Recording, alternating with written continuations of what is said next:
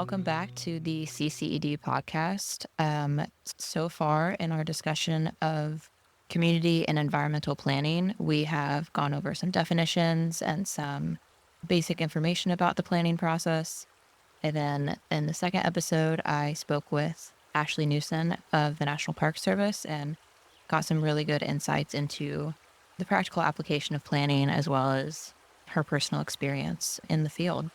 And today we're going to talk about our personal experience, Colby and I's experience with the planning process, projects we've worked on, and insights we've gained from the last two episodes. Yep, let's do it. Yeah. You lead the way, Grace. Tell us what you've been up to. Okay. Well, I think the key planning project I'm working on right now is my thesis project, which is the Coastal and Estuarine Land Conservation Plan. So it's very environmental focused, but it's not going to be able to happen unless it's also community focused, which I think is kind of the outcome of my interview with Ashley. What she said that there are, she works on mainly environmental planning projects, but she is a community planner. And she said she felt like the two types weren't separate at all. You can't do one without the other. The community has to be on board and you have to do that. They have to be mutually beneficial. And I think that's going to be something that comes out of my thesis project. I haven't got super deep into my research yet, but I think that's going to be a key thing is gaining people's trust so that we can acquire land and we can make those conservation goals happen. Do you want to explain maybe a little bit more about the logistics of your project and really what it is? Yeah, totally. So it's a NOAA program, and we're working with the Indiana DNR as well as some smaller land trusts. And we're basically creating a 3-county-wide plan of land acquisition for acquiring land to turn into conservation spaces or expanding on current conservation spaces to connect the ecological corridors kind of from Lake Michigan shoreline and all of that wetland area all the way down to the Kankakee River. Yeah, so very much northwestern Indiana. Yeah, the 3 counties that touch the lake. 3 counties, okay, perfect. Yeah.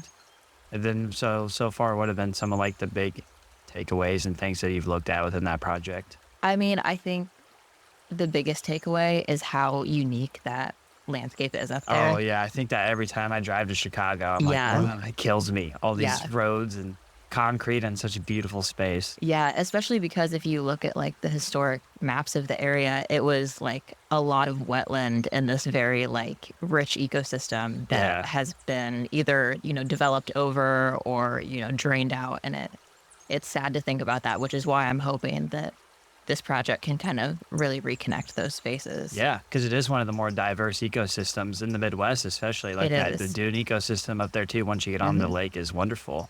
But it really goes to show, staying on the topic of community and environmental planning, the importance of community planning aligning with the environmental beauty of an area. And I would say maybe northwestern Indiana back in the day when it was developing didn't really understand, maybe would be the word. I don't know what it would be, exactly they were sitting on. And instead it very much got industrialized to steel and to things like that. Yeah, you see that with a lot of when you look back to industrialization times, I don't know if they just didn't value the land then as much as we do now, or they just, didn't know. But there was a lot of just destroying things to create industry, which is sad to think about now. But I think there are, because we know so much more now about, climate change and everything, that I think there are a lot of efforts now to try to reclaim that space and make that healthy again. Yeah, because it's the community perspectives have almost shifted in a way since, I would say, back then when all the development was happening up there, and people probably are realizing, like yourself, interested in this project, doing it, the beauty that this area holds and the importance of maybe trying to bring the environment and the beautiful nature of it back into the system. Yeah. Which I think that's something that's really important for sure. And it's interesting just to see how, and it makes me wonder because we're in an interesting situation where a lot of land has already been developed up there, especially. Yeah. And now we're trying to reclaim it or Yeah. make it back to what it once was. And that creates its own challenge because you're not working with a fresh slate, you Mhm. know? Like some of the problems I know you've mentioned there with the metals in the soil, Mhm. things like that create so many issues. Yeah, the environmental justice problems. Yeah. Yeah, because yeah, we're kind of retrofitting the natural landscape back into it, which is an interesting challenge. Obviously, we have areas up there like the national park that Mm. are pretty well preserved and have been kept, you know, in somewhat original condition for, Mhm. hundreds of years. But there's all that space in between, all that industrial and developed land that, Yeah, yeah, exactly. And the floodplain land and stuff like that, exactly. Yeah. as we see higher water levels and stuff. And Yeah. where's all this water going to go? Big rain events. Like the Hmm. other day, we had 5 inches here around the West Lafayette area. Well, at Yeah. least where I'm from, Monticello, we had like 5, 6, 7 inches of Yeah. rain. So It was kind of, I feel like I haven't seen that much rain come down I in a know long time. these are all challenges and the importance of planning. What are you going to Hmm. do when you have events that aren't as popular that happen? That aren't Exactly. as frequent, I guess would be the better term. Hmm. So what ways have you guys got into much of engaging the community within this Yeah, project? so we have a plan to. A key thing is we have like the people like who are focused on the social aspect and the environmental justice aspect Okay. of the project on our team, like Kara Salazar, who Okay. we talked about some of her, talked about an article she wrote Yeah. Yeah. in the first In the first episode. podcast. Yeah. That Yeah, was a wonderful article. she's really focused on kind of the social aspect. She has connections up there, and she has a lot of experience in that work type. So she's a guiding person for us there. And then also just within our DNR contacts, Ginny Orsburn is our main contact there, and she obviously knows the area very well because Yeah. she's very passionate. I think she's their like Great Lakes coordinator for Indiana. So Okay. Yeah. yeah, there's like our guiding forces there, but so far I haven't engaged the community yet. I'm planning to do some site visits and interview stakeholders, interview people who work at conservation sites or who manage them to kind of figure out what the climate is around the conservation sites. Yeah. Do they have funding? What struggles do they have? Communities, are they on board or not? So that we can use that to influence our future land acquisition. Yeah. No, those are all very important things for sure. Yeah. And it's interesting because you seem to be you've been doing a lot more of the environmental behind the scenes type work. Like Yeah. I know you've been working on the model that you've been creating, Yeah, things like that. a lot of spatial analysis, getting a GIS database together of existing conditions on the land as well as historical conditions to kind of see how things have changed throughout time. Okay. And then, That's a really interesting thing, especially up there in yeah, the Northwest. yeah, because all of that development that we talked about, the industrialization, like seeing the old maps of how it used to be, Yeah. over the last 100 years, how it's changed. Yeah.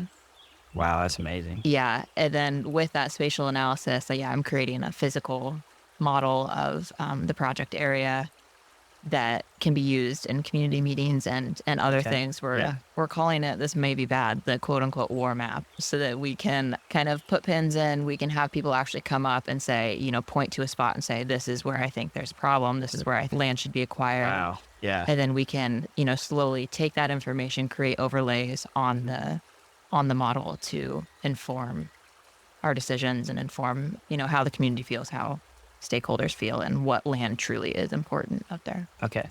Awesome. Yeah. So you're kind of developing the model in the background beforehand, Mhm. and then you're going to go take it to the community and see what you get feedback wise, Yeah. and then move forward from there. Yeah, exactly. And I think that seems like a really good way to engage people and can take part of the planning because you can't just show up with nothing. Hmm. You got to have some sort of framework to Yeah. then gauge their opinions off of. Yeah. And then you can get really good feedback from having kind of like some directions to point them in and where you think, and it's amazing, as people even, there's no better way to know what needs done in an area than asking the people that live in that area. Exactly. So you come up with these ideas, but you're not engaged as much in the area, but you Mhm. come up with these ideas and then they can really help fine tune them once you take it to that community level. Yeah. Yeah. I think what you said too about like showing up prepared, like bringing something to the table initially, I think that's super important in getting communities' trust and just the planning process in general, just proving that the history, you Yeah. understand, kind of the basics of the area, you understand the community structure, and then from there you can build that relationship and get input. Yeah. You're building your credibility, but Yeah. also maybe more importantly, you're showing people that you care. Exactly.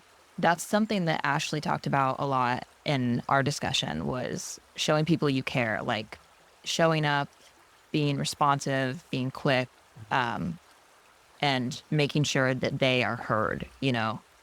Yeah, She gaining their trust. Yeah. Exactly. Like, she just talked about how, you know, the process would look a lot different if, like, she didn't have that trust, if she didn't show up and provide people with everything they needed. Because especially with the national parks projects they're working on, they're very, very community focused, a lot of small Mhm. town development, things like that. So it's really important to have people on board. Well, yeah, no, it's been great to hear about your project and Mhm. see because I'm also, as you know, working on Lake Michigan as well, Yeah. which we can dig into that a little bit here too. And it's interesting because you've been more doing more of the environmental side of things, Hmm. whereas I was very much focused with the people of the area. Yeah. Me and Dr. Thompson developed a survey called the Lake Michigan Landowner Survey, Hmm. and we sent it to 489 valid addresses, I believe it was, Hmm. on of communities that live right on the shoreline. We sent the surveys to people that live within the first and second row of houses along the water, Hmm. and we sent it to communities like Beverly Shores, Long Beach, Porter Beach, Miller Beach, Ogden Dunes, Dune Acres, Hmm. all those communities there on the shoreline, and just asked them about shoreline management because the big problem is Lake Michigan went from record lows in 2013 to record highs in 2020 in terms of water level fluctuation. Hmm. So that higher level of water really created a stressed shoreline, and a lot of these communities lost their beaches. Homes were at risk for sure. And this wasn't a story of just the Indiana shoreline. This was a story of the entire Lake Michigan shoreline in general. You know, Yeah. the higher water really created a lot of problems for a lot of people. Hmm. So we wanted to ask the people within our project area in Indiana, you know, how they felt about that, how they assessed the situation. And then also, like, a really important part of the survey was understanding what strategies they would like to see put in place to Hmm. deal with shoreline management. Because through my research, I found out that there's not a lot of planning in place at all Hmm. amongst these communities. And in fact, in terms of ordinances and mentions of it within master planning, there's very much, I'm not going to say there's none, but there's very limited Hmm. actual set structure out there for how they want to attack these issues. Yeah. And that was one thing that me and Dr. Thompson saw as a problem, and how hopefully our survey will be able to help these communities understand, like, they just even need to kickstart the planning process, because without a plan, you can't get the funding to then make these things happen. Yeah. And so that's a big limitation of, and the importance of planning Hmm. is because if if you don't have a plan, no one's going to be like, okay, they're not just going to give you money to then see what you do. You know, Exactly. you got to prove to them, like you said, you have a little idea what you want to do. Hmm. So yeah, this survey was a great opportunity to understand maybe what is it that people are thinking up there about these issues, to gather their feedback. And we're actually working right now to create the final survey report and get that out to people. Hopefully Yeah. that will be done here within soon, Hmm. hopefully. Yeah. And we can get that out there. And really the main goal for me is to create like a real impact with this work, and to show these people this is what your community's saying Hmm. about this environmental planning issue that's taking place. There's the Lake Michigan water levels have been very inconsistent here in recent times. And projections show they could be even more inconsistent as climate change starts to alter our landscape and our weather patterns. So we need to have an idea maybe of what we're going to do to protect our shoreline and put strategies into place. Hopefully we can get that in the hands of the right people, and we can really start to kickstart the planning process. We bring the community to the environmental issue, and they can both Yeah. feed each other in ways that hopefully create advancement Hmm. and make these communities places where people can continue to thrive and live and enjoy. Because Yeah. like you said, we've talked about, they're such beautiful spaces, Yeah. but the challenges are immense. Hmm. Just like anywhere in the world, Yeah. everybody has challenges. But Yeah. I think that brings to importance really what we're talking about today is the importance of planning. Hmm. You can't predict the future. Yeah. We'd be silly to sit here and say you can. But really the goal is like getting an idea of where you're heading, Hmm. you know, and how you can then adjust from there Yeah. to hopefully do the best for your area. Hmm. Yeah. For sure. Yeah. I think your project is very much that smaller scale planning effort where you are kind of doing what the RTCA program does, working directly with communities, making sure that they have the plan so that they can get funding and that their goals can be achieved. I think my project is much more abstract, Yeah. much bigger, but hopefully, the planning process I do will inform more projects like yours, where then those communities that I say, this land should be acquired, they can then take it further and do all of that very specific Yeah, stuff. exactly. Yeah, because you're building like a framework for like areas of improvement, kind of, maybe. Kind of, yeah. It's kind of open-ended in a way because it's all about,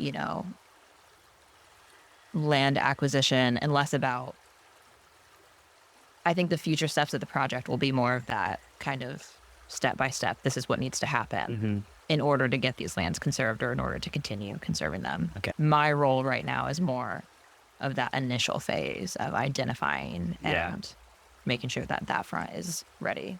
I think that's an important point to bring up because we're sharing two very opposite perspectives on the idea of community and environmental planning. Because my project is near, I don't want to say the end of its life, because I think that is a problem in science. And, people write an article and then just forget about it. Yeah. And, the advancement continues. I would like to think my project is still very much alive. But in terms of the initial phase and scope of what we're trying to do, we're nearing the end of that initial phase. Trying to get this final survey report out. Whereas you are very much at the beginning of your project. And I remember when I was at the beginning of mine, there's so many directions, there's so much going on. And I think it's important to admit, though, like the open-ended nature of it. Yeah. Because this gives people a really transparent look into what it is like on a research perspective. Like, quite frankly, when you start out and even when you're towards the end, you don't really know. Yeah, I feel like there's so much I don't know right now, just as we're getting that initial spatial data set together and as we're trying to identify our contacts, there's so much open-ended nature. I don't know what to tell people sometimes. Yeah. They're like, well, what are you specifically working on? Yeah, it's like, we're still trying to find that direction. Exactly. And that's one thing I can tell you from my experience. You get a little better as time goes on, but I think if I've learned one thing, is that I don't know. Yeah. Still don't. We do data analysis, we come up with these conclusions that we think are our best takeaways of what we've learned from the feedback we've gotten from people. Yeah. But at the end of the day, these problems that we're dealing with, especially environmental problems, are so diverse. And then even in my projects, from one community to the next, there's a completely different set of answers of what needs to take place. But what's complex about it is they have to work together because the decisions of one affect the decisions of another. Yeah. So it's this interesting planning space where locality exists and the local towns need to take care of themselves, but they also have to work within the regional aspect of working together with their neighbors to try to create the best shoreline that we can for Indiana. Yeah. Dealing with problems of industrialized areas that have altered sand flow and things like this. There's so many complex issues. And so for me to sit here and tell anybody that I'm giving them advice would be tough. But saying these are some things that we think could point you in a direction. Yeah. That's kind of the goal. Yeah. But it's been really nice because I meant to mention this earlier, but I'd like to bring it back up. We talked about the importance of building people's trust and getting the community engaged. We were really happy with our response rate from our survey. We got an over 50% response rate on our survey, which is really exciting because, that means obviously that over 50% of the people we sent it to decided to go ahead and fill it out. And they volunteered to do that. That was on their own will. And I think it goes to show that people really do care about environmental issues. Yeah. They do, especially when they affect them directly. Yeah. And it's like the thing we talked about earlier, maybe there's this shift happening where people are starting to realize maybe we should pay more attention to the environment and how we fit within that. Yeah. Yeah, absolutely. So tying everything together that we have talked about today and over the last few weeks, exploring this main theme of community and environmental planning, and specifically the guiding question that me and Grace have always been, I keep saying me and Grace, that Grace and I have always been exploring throughout this series is, what is the importance of community and environmental planning? Well, we have a few key takeaways for that. And I'm going to start off with the first one is, I think one thing we've discovered over these last few weeks is really the importance of building relationships with the community. Hmm. From a researcher's perspective, it's really important to gain their trust, to show them you care, and that will really generate an ability to work with these communities and hopefully create real change. Yeah. And then from the community's perspective, obviously you want to trust and really look forward to what the people that are trying to help you out have to offer. And so this is beautiful twining of these different groups of people working within each other to try to solve an issue that Hmm. really affects people of an area and Yeah. the environment of an area. So I think it's a really important thing that we all need to remember is the importance of working with people Hmm. and getting people to work together for a common goal. Yeah, for sure. And I think that kind of leads into our second big takeaway, which is the importance of planning in general, is, setting up communities for success, making sure that land is being treated the way it needs to be and how they work together, making sure that things are sustainable, especially like talking specifically about environmental community planning, like making sure that the land is going to still be there for the people, still have what they need, and then that the communities are set up to keep up, upholding, uplifting, I don't know, keep Mm. doing what they're doing so that the land will be good. I don't know how to Yeah, word it's a that. sustainable Yeah, relationship sustainable relationship. between both aspects. Yeah, Like exactly. we've talked about many times, they both have to breathe life into one another. Yeah, which is our main takeaway Yeah. of Yeah. this series, Yeah. that It is. Yeah. that our guiding question is how does community impact environmental design and vice versa, but we've found that they're just completely intertwined. You can't do one without the other. It needs to be a good coexistence both in the environmental planning and community planning. You can't do one without the other. Yeah. Okay, well, I feel like that kind of sums up our first little series here. Thanks for listening to our first 3 episodes about community and environmental planning. We're still getting the hang of this being Yeah. the first series, Yeah. but Bear with us. yeah, We're learning. we got a lot of exciting things coming up. We got the passion behind us, so Yeah, exactly. yeah, Yeah, we're trying. So yeah, yeah. So in the future, we'll have some cool other research topics to talk about, and who knows, we may eventually come back and discuss this more. yeah. So Yep. Some special guests, hopefully along the way to talk to. yes, I don't know. We don't know. Like we've admitted, we're at the beginning stages of yeah, exploring this idea of creating a podcast within our labs. So mhm, we're at the beginning stages. So we'll probably try out a bunch of things, see what sticks and what doesn't, just like exactly. any research topics. So Yeah, yeah. Well, thank you. Have a good day. yeah. Thank you.